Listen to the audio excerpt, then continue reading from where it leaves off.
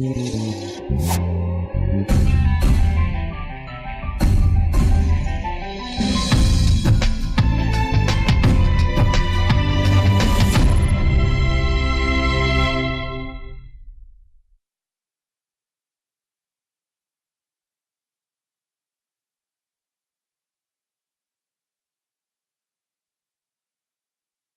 plupart des arguments qui sont soulevés, même s'ils sont puisés dans un registre religieux, effectivement, on nous a bien expliqué ce matin, hein, c'est vrai qu'il y a les pieux croyants, leurs enfants, et la troisième génération, tout s'arrête, il n'y a plus d'ijtihad, il n'y a plus rien, et puis on retombe directement dans l'Apocalypse, c'est-à-dire dans la fin du monde.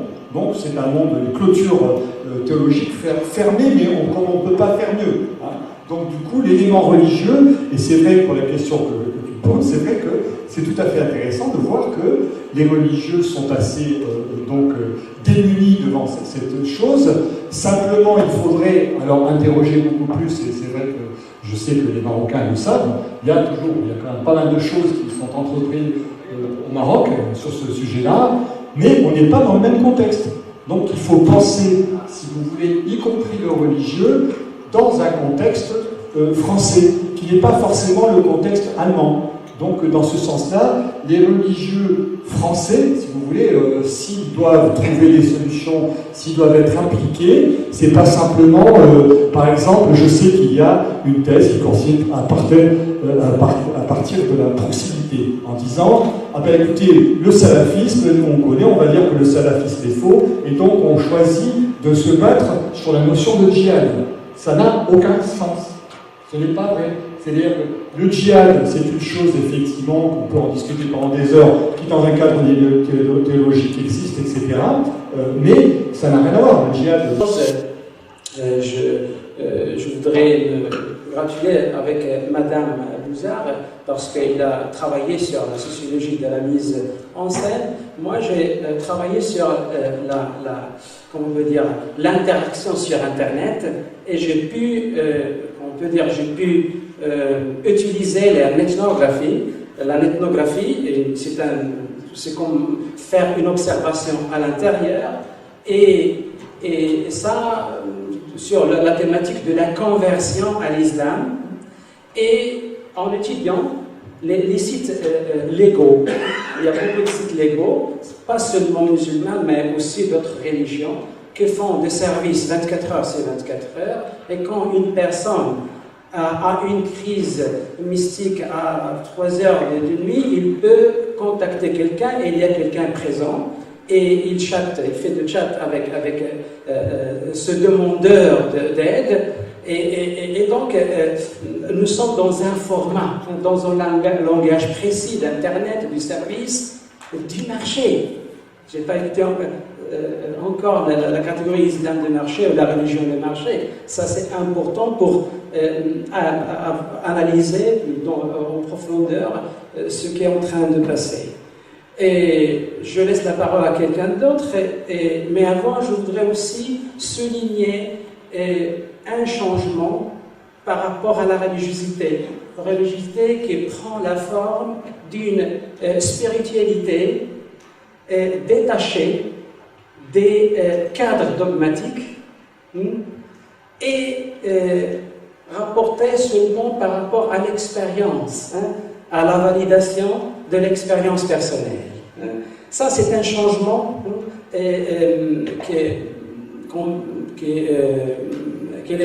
c'est un changement qui est en relation avec le changement de la société contemporaine aujourd'hui, et c'est pour ça qu'il y a beaucoup de problématiques au niveau d'établir la place de religieux aujourd'hui dans les sociétés contemporaines. Ce n'est pas une question facile à gérer. J'évoque seulement toutes les sphères qui sont désormais autonomes par rapport à le système de la société.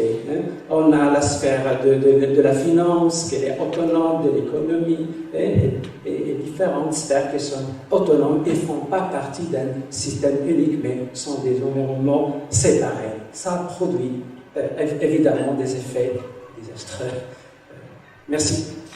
J'ai découvert Dounia en tes vidéos parce que je ne regardais pas les vidéos.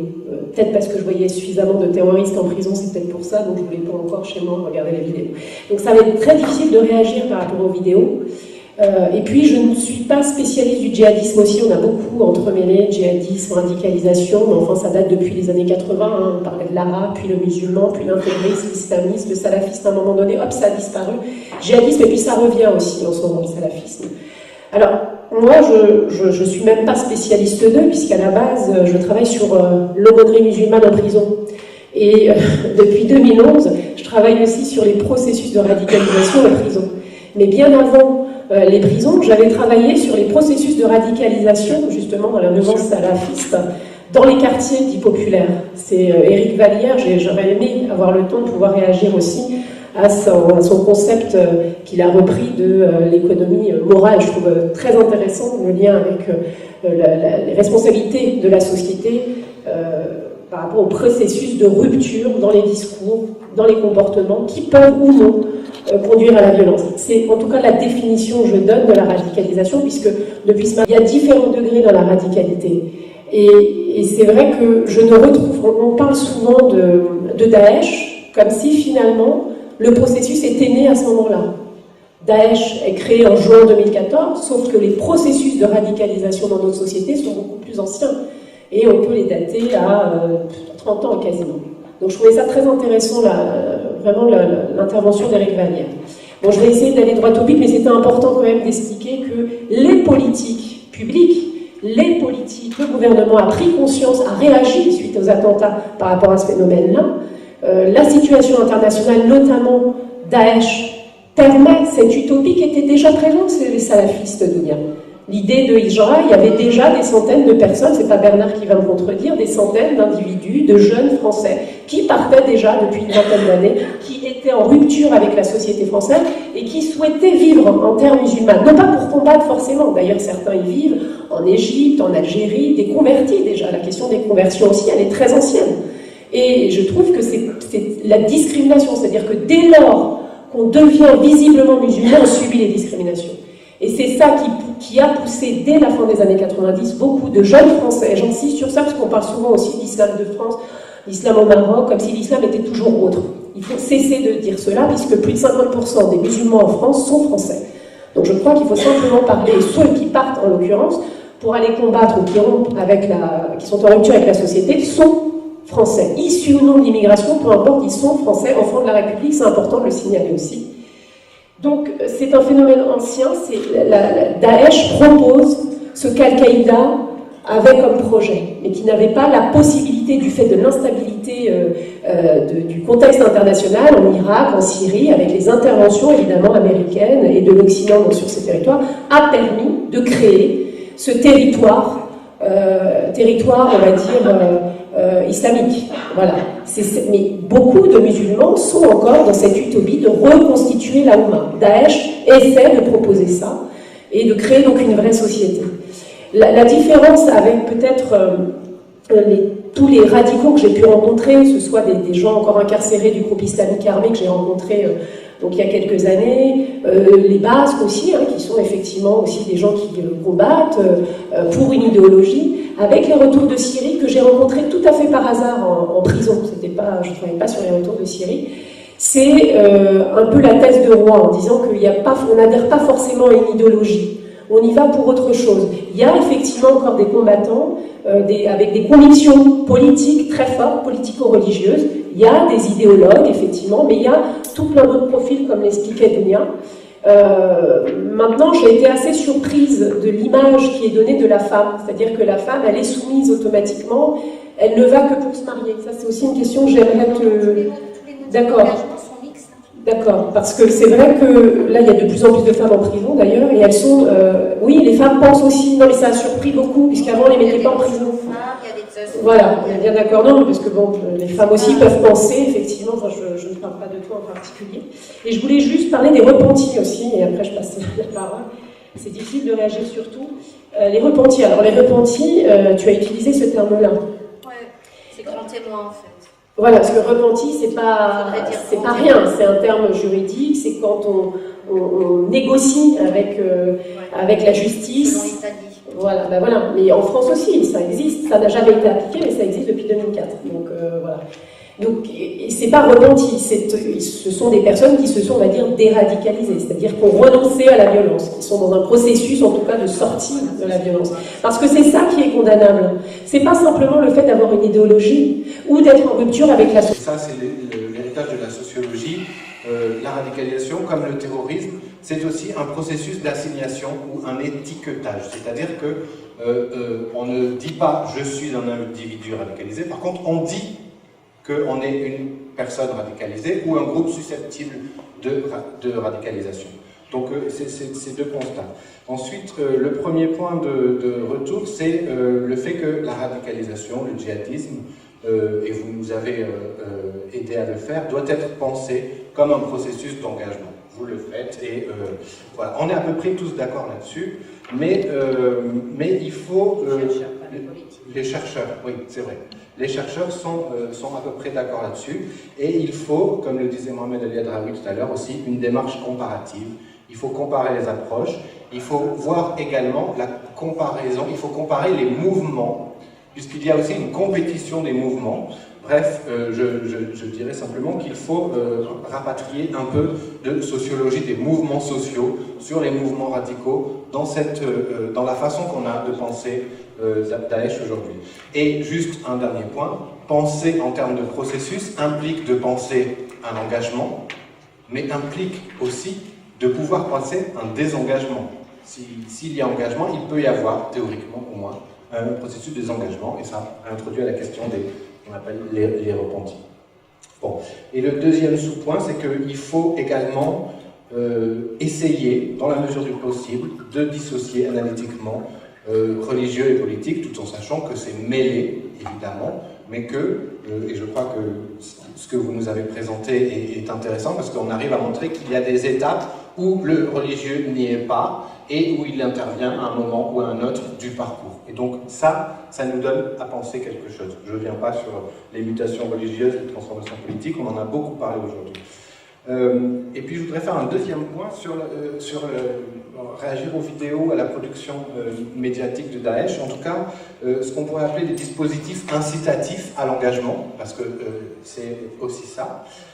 Et on a besoin de travaux, enfin il y en a qui existent sur la production des vidéos, sur les articles et sur ces dispositifs incitatifs, où il y a deux choses qui me semblent importantes, c'est que, en tout cas en ce qui concerne Daesh, ils ont eu une virtuosité technique qui leur a permis de faire une vidéo comme la dernière que vous nous avez présentée, qui est impeccablement montée, et une dimension genrée, deuxièmement, très importante. Et là, je renvoie à un livre qui n'est pas du tout d'un sociologue, donc je ne prêche pas que pour ma paroisse, de Comolli, Jean-Louis Comolli, qui est un cinéaste, qui a écrit un livre qui s'appelle Daesh, le cinéma et la mort, et qui est exceptionnel sur la façon dont il décrypte les images.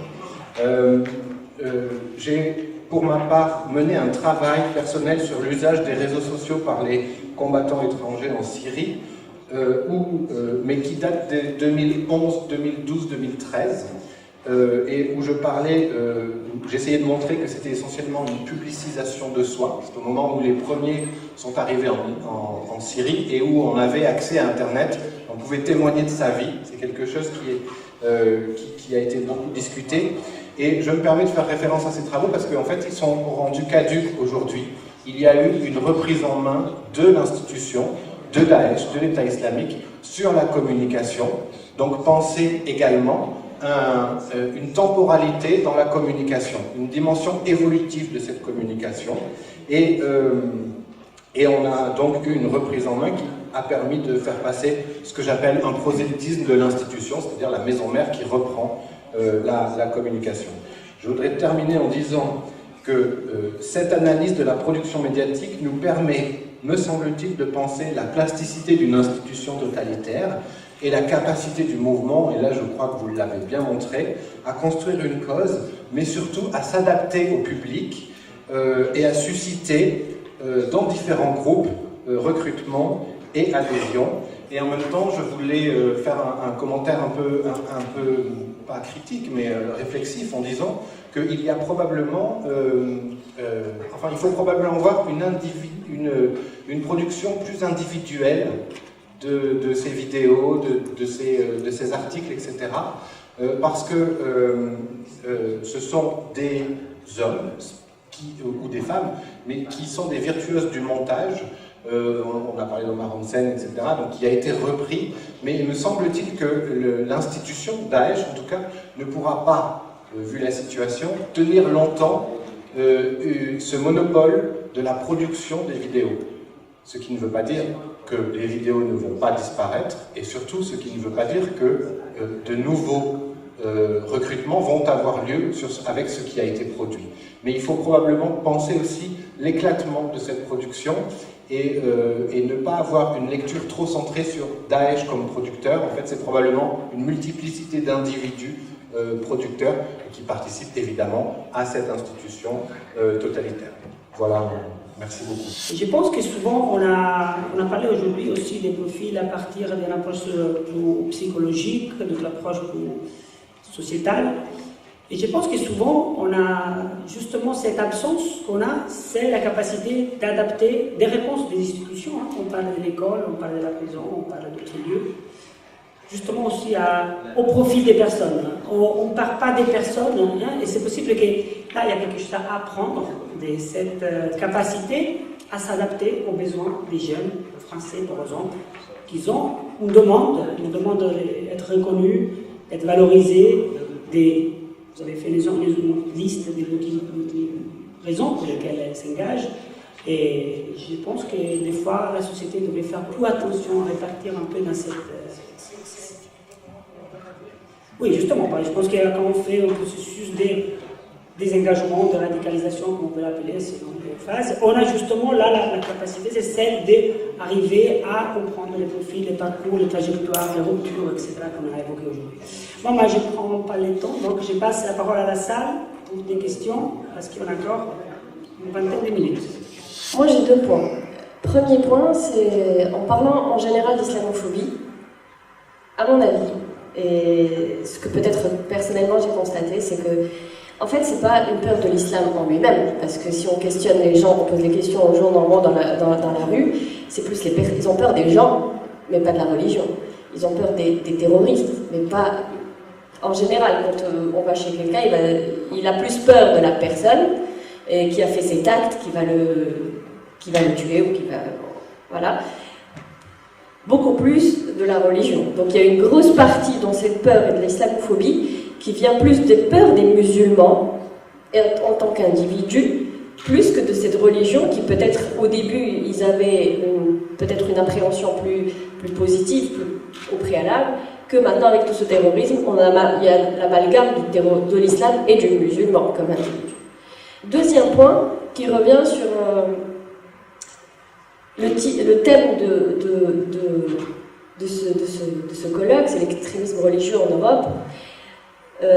Moi je poserais la question parce que peut-être on a trop étudié les musulmans, mais il y a aussi l'extrémisme religieux, mais qu'il ne s'agit pas de l'islam.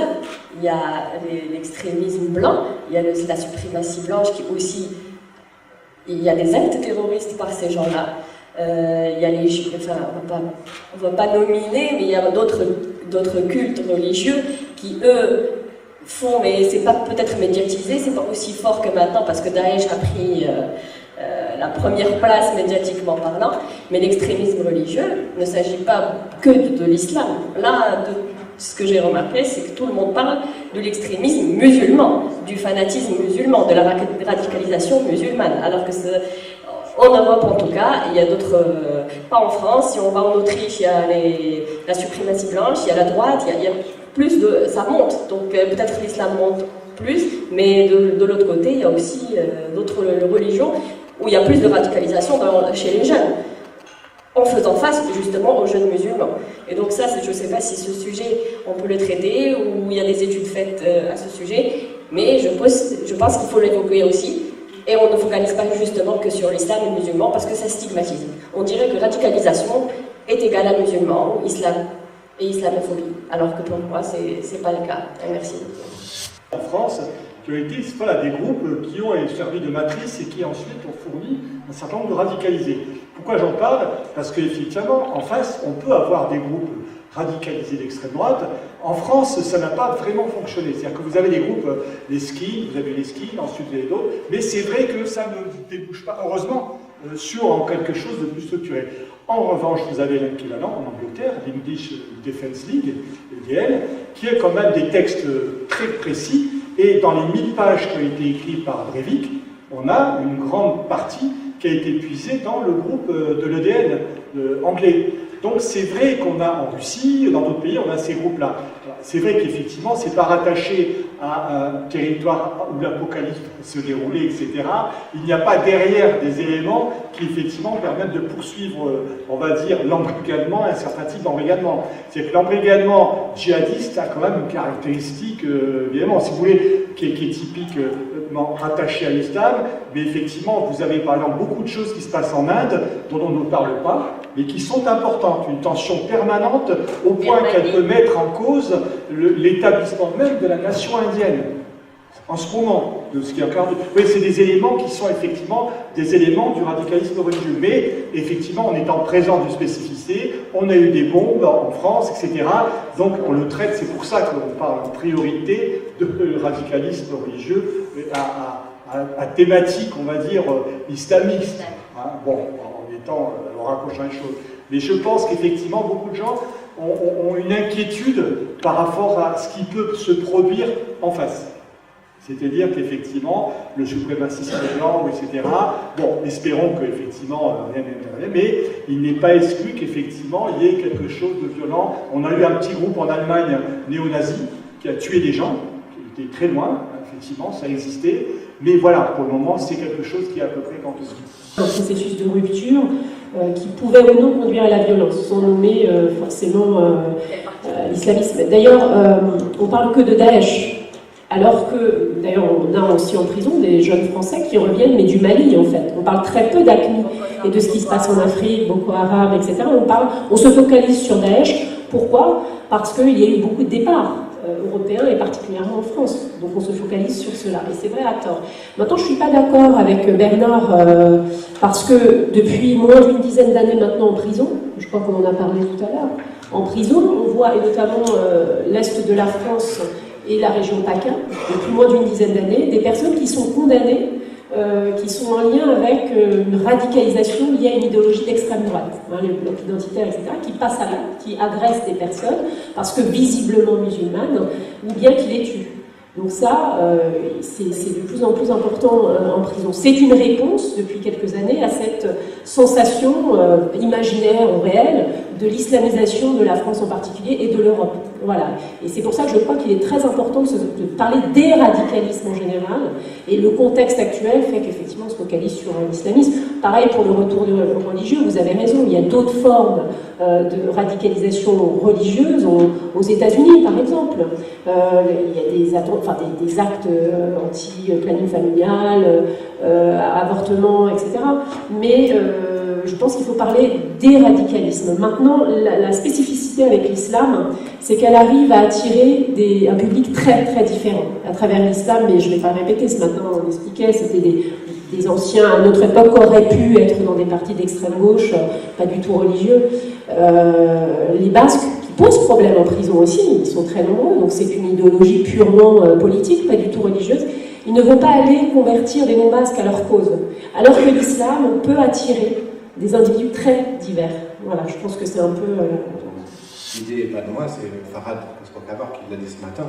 Une des ruptures qu'introduit Daesh, c'est la dimension territoriale. C'est-à-dire qu'à un moment donné, on s'ancre dans une dimension, dans un territoire, où on peut faire venir des gens, où on peut jouer sur une histoire, on peut jouer sur des symboles, ça explique, etc., le califat, etc. Et donc ça explique aussi cette dimension territoriale. On peut à partir de là prévoir la logistique pour frapper ailleurs, etc., pour faire des attentats ailleurs. Donc il y a aussi cette dimension territoriale qui me semble n'est pas n'est pas très forte dans les autres mouvements radicaux, qu'ils soient violents du côté politique ou du côté religieux. Après le djihadisme, par exemple, dans la prison constitue une grande ressource discursive. l'une des ressources à laquelle le prisonnier, dans une situation de menace identitaire, mettre en place. Donc, dans quelques conditions, on parle vraiment de la question de l'islam, qui devient une des ressources dans une condition de pauvreté. C'est pour ça, Benzlama, on a parlé aussi par exemple, des effets thérapeutiques de la prière dans la prison. Moi, j'ai étudié beaucoup avec mes collègues de Cadiz la subjectivité musulmane dans les prisons italiennes. Et l'islam, la religion musulmane, prend beaucoup de dimensions qui peuvent être pour la reconstruction de l'identité, peut être comme passe-temps, pour être une ressource thérapeutique, et pas pour tous les autres prisonniers. Le sujet de l'islam de marché. L'islam de marché, aujourd'hui, c'est une offre qui est offerte et qu'il faut mettre à égalité avec d'autres choses. L'islam est une ressource, oui, on l'a vu dans beaucoup de quartiers. L'action de la Jamaat Tabligh, que je connais très bien, dans les années 80, il a restructuré un certain nombre d'individus dans les quartiers qui étaient effectivement dans la petite ou la grande délinquance.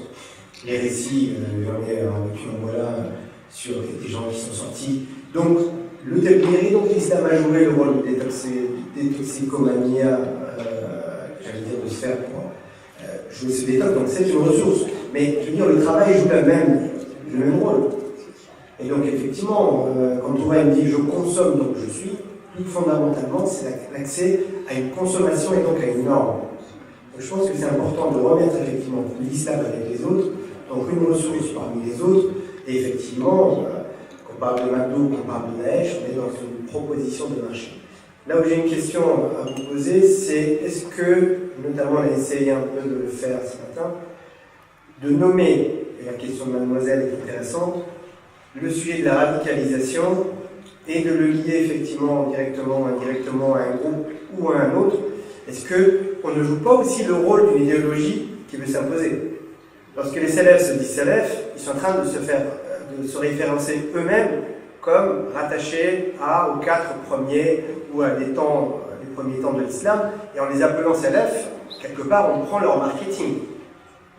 Donc est-ce que là, dans le sujet de la radicalisation, la question est pour tout le monde, est-ce que, comme les médias l'ont fait au moment de l'attaque de Saint-Étienne-du-Rouvray, elles ont refusé de faire apparaître la tête des individus, parce qu'on le sait, ça fait partie aussi du processus d'héroïsation de la personne qui passait à l'acte. Après sa mort, elle est sur toutes les chaînes de France, de Navarre et du reste du monde.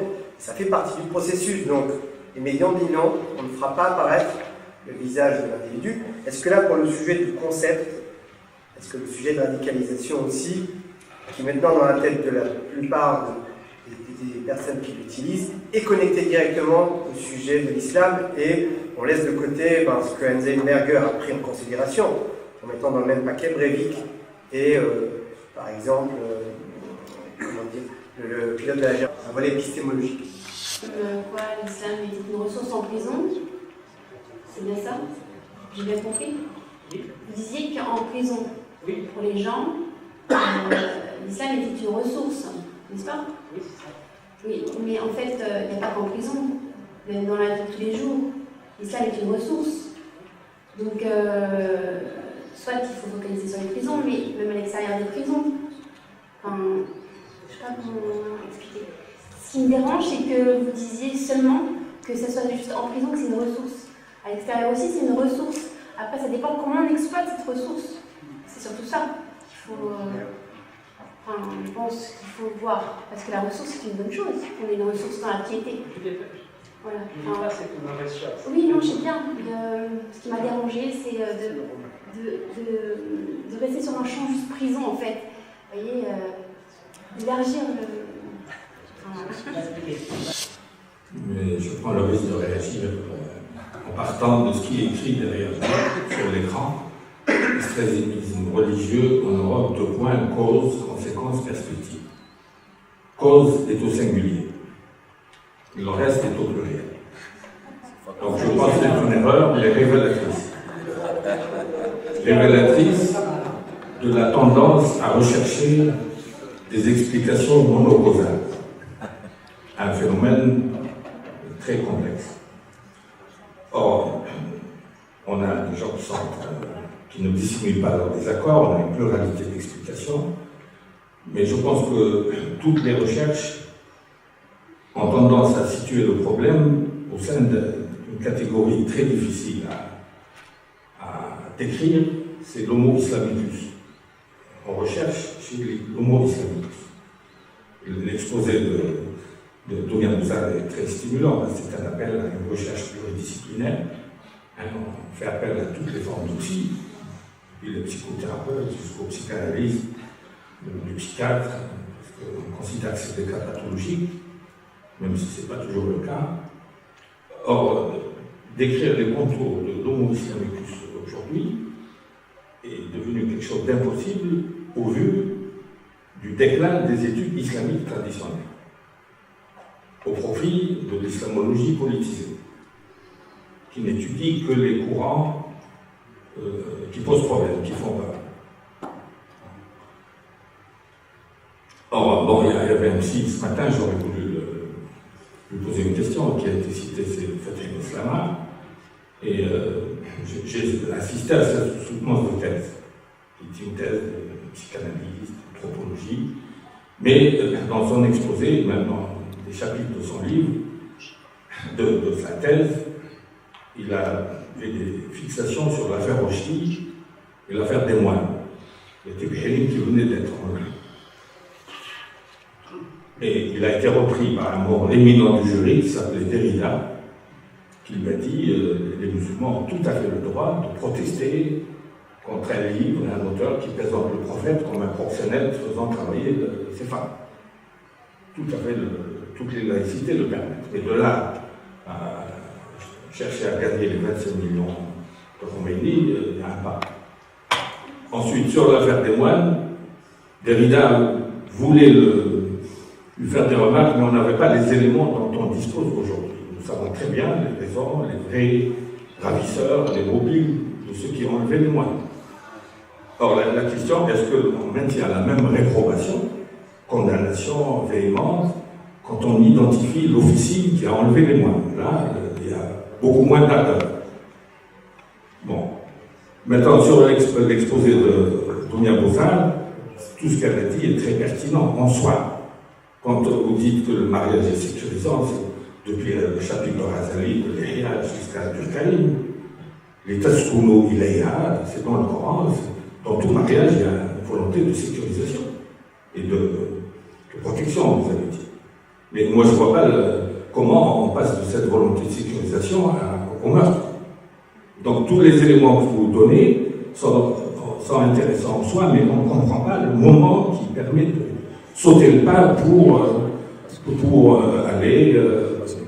Bon. Et dernier point, je ne pouvais pas m'empêcher de penser à des lectures sur l'action psychologique du 5e bureau pendant la guerre d'Algérie, qui avait des moyens 1000 fois plus développés que tout ce que vous avez eu comme subvention, mais que le général de Gaulle a renvoyé à ces chères études dans 59, parce qu'il considérait tout combattant de l'ALN comme un cas pathologique. Sur une ethnographie coloniale de type raciste, et on considérait qu'on pouvait récupérer ces jeunes-là par une action dissuasive, et quand elle ne marchait pas, on avait recours à l'électrochoc pour faire oublier aux combattants de l'ALN ce qu'il avait appris dans les montagnes. Et le fait que ce que j'ai entendu me renvoie à ces lectures-là me pose un problème, parce que l'action psychologique de Gaulle lui-même, sans savoir tous ces termes, il a dit c'est pas comme ça qu'on gagne la guerre, et ils sont en désaccord avec nous, ils ont quand même des convictions, ils combattent pour une cause qu'ils croient juste, etc. Donc on ne peut pas expliquer que par le pathologique. Et enfin, c'est quand même un Premier ministre qui a parlé d'apartheid social, et son ministre de l'économie qui a parlé du terrorisme. Donc ça justifie au moins qu'on mette un S à la cause, pour ne pas rester dans le singulier. C'est une donnée. par rapport aux autres groupes culturels et religieux, les musulmans font recours à la religion islamique dans une situation de pauvreté existentielle et aussi matérielle, parce que le cas de l'Italie, où je travaille, on n'a pas l'assistance religieuse, l'islam n'est pas reconnu, et donc il y a une utilisation de religieux qui va au-delà de religieux. Aussi la solidarité, répondre à des questions personnelles, et alors on parle d'une, on peut dire, utilisation multiple de ces ressources. Et donc, c'est une situation qui concerne eux, et pour ce qui concerne la radicalisation religieuse auprès des autres groupes, aussi les opérateurs, les agents de la police financière, par exemple, il y a d'autres types de radicalisation. Merci. Oui, simplement, je veux dire, pour un peu à l'appui de ce que disait Moussa sur un peu le marché, effectivement.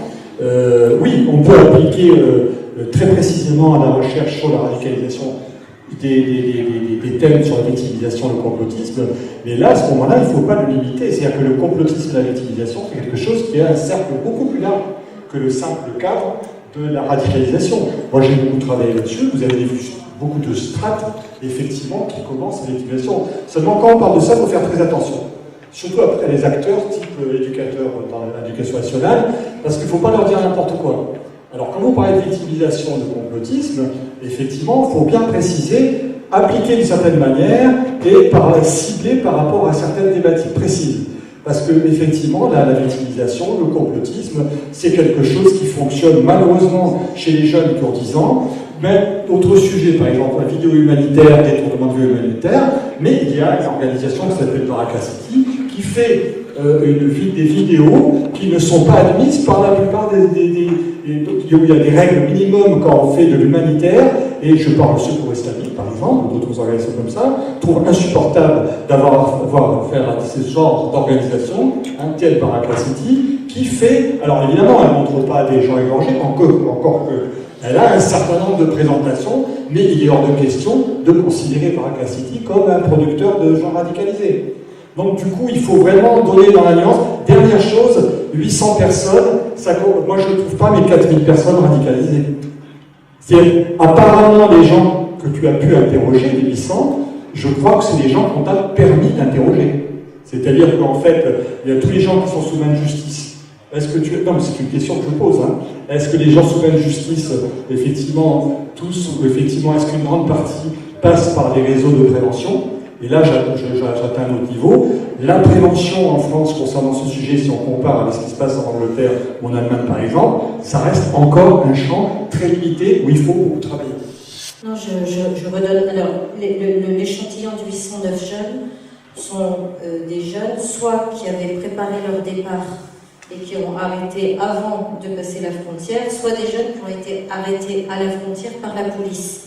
Donc c'est un échantillon de toute façon biaisé, puisque ce sont tous des jeunes pour qui les parents ont signalé le numéro vert, donc au moment du départ, mais qui ont dit on voudrait qu'ils soient pris en charge par le CPDSI. Donc de toute façon c'est pas représentatif de tous les jeunes radicalisés, comme on le dit depuis le début, malgré ce que disent les journalistes.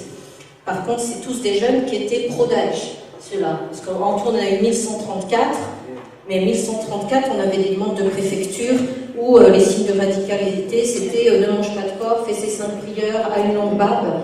Donc ça, pour nous, ça n'avait rien à voir, donc je ne les compte pas. Je ne sais pas trop comment conclure. Moi, je n'ai pas voulu vous montrer qu'il y avait de la pathologie du tout. Hein. Si c'est ça le message qui est passé, c'est que je suis une très mauvaise communicante. Ce que j'ai voulu vous montrer, c'est que nous, on se dispute, surtout en France. Ceux qui veulent faire rentrer l'analyse de Daesh que dans la géopolitique, ceux qui veulent faire rentrer Daesh que dans la sociologie, ceux qui veulent faire rentrer l'analyse de Daesh que dans la perte d'espoir social, ceux qui voudraient que ce soit un problème que de réforme de l'islam, ceux qui voudraient que ce soit un problème sectaire, et à chaque fois qu'on essaye de faire une hypothèse, on nous enferme là-dedans et on nous oppose. Et moi, ce que j'ai voulu vous montrer, c'est que quand j'étudie ce que font les penseurs de Daesh, j'ai pas peur de vous dire les penseurs de Daesh, ben, ils sont interdisciplinaires, ils sont interinstitutionnels, ils se complètent, et ils font de la psychologie, de la sociologie, de la psychanalyse, de l'islam, et ils font ça avec brio, ce que nous, on n'arrive pas à faire. Nous, on s'oppose, on se dispute, et eux, ils allient leurs compétences. Et face à l'étude d'un dysfonctionnement de pays, face à un profil de jeunes, ils vont faire parler de jeunes et ils vont proposer, c'est pour ça que j'appelle ça l'individualisation de l'embrigadement, ils vont proposer un idéal qui fait autorité aux jeunes. Et nous, quand le ministre nous a demandé d'inventer quelque chose pour essayer de les sortir de cette idéologie, en fait, qu'est-ce qu'on a fait? On a juste essayé de faire comprendre aux jeunes que son idéal, il était légitime, mais que par contre, c'est pas en s'engageant chez Daesh qu'il allait pouvoir répondre à son idéal. Et c'est pour ça qu'on a travaillé sur les idéaux, sur les motifs d'engagement. C'est parce que si vous ne comprenez pas ce que Daesh a fait miroiter aux jeunes, mais vous ne pouvez pas lui faire le deuil de Daesh. Pour lui faire le deuil de Daesh, il faut lui faire comprendre que l'idéal qu'il poursuit, il ne le trouvera pas chez Daesh. Et c'est pour ça que j'avais besoin de mes repentis, pour montrer que Daesh, c'est pas ça. Voilà, c'est ça qu'on a expérimenté. Mais bon, c'est que des balbutiements. Un chercheur, il fait des erreurs, des vérifications, des remises en question.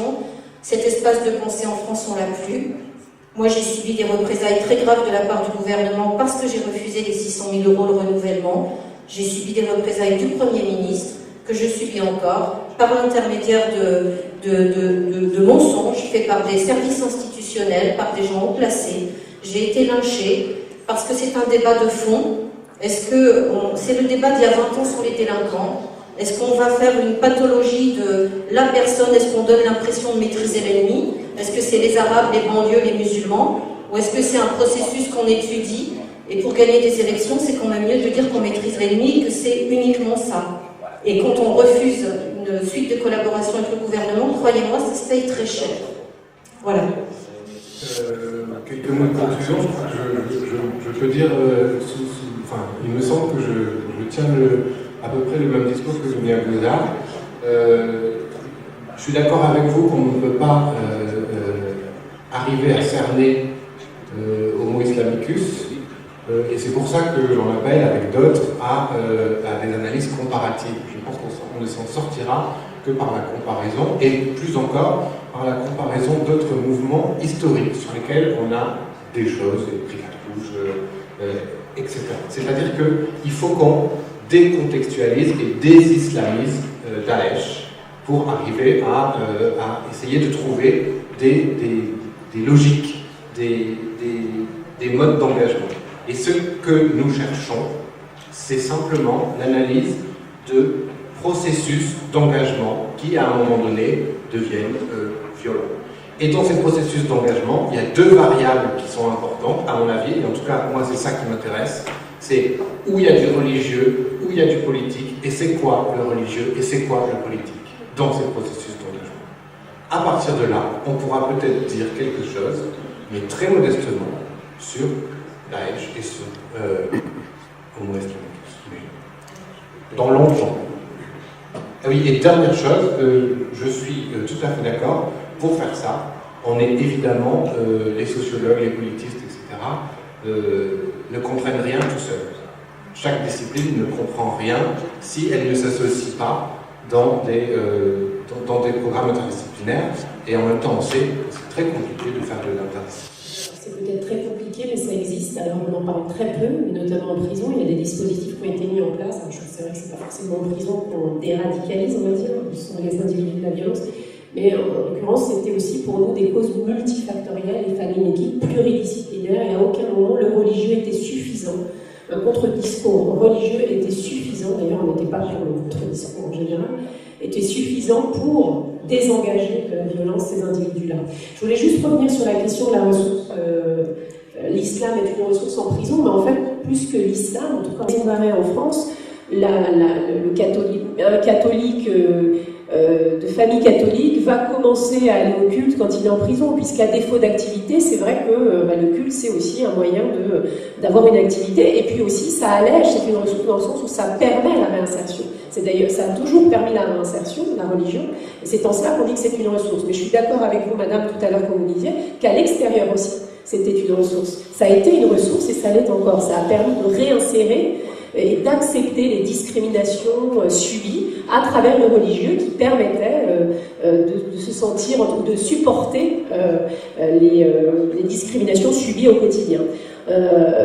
Maintenant, on a beaucoup parlé du salafisme et je crois que c'est une ressource à partir du moment où l'individu arrive avec sa religiosité, avec sa pratique religieuse à se suffire. C'est-à-dire que ça lui suffit, sa pratique religieuse, sa religiosité lui suffit. On bascule peu à peu à d'autres degrés un peu plus violents dans le processus dès lors que ça n'apaise pas la personne dans son quotidien. Et du coup, on va considérer que seule la violence est un moyen alors soit d'imposer une idéologie, ou soit tout simplement de se venger à travers la violence. Je rappelle simplement qu'on parle beaucoup de Daesh. L'État islamique a été créé en juin 2014. Il y a eu des départs vers la Syrie. Ces personnes-là ne sont pas encore condamnées. Elles sont incarcérées, elles sont revenues, et le minimum que ces personnes vont avoir, c'est 9 ou 10 ans. Je vous le dis parce que je suis allée à quelques jugements de personnes que j'avais accompagnées sur un temps long, sans savoir ce que ces personnes réellement avaient fait sur place. Simplement le fait d'être allé en Syrie.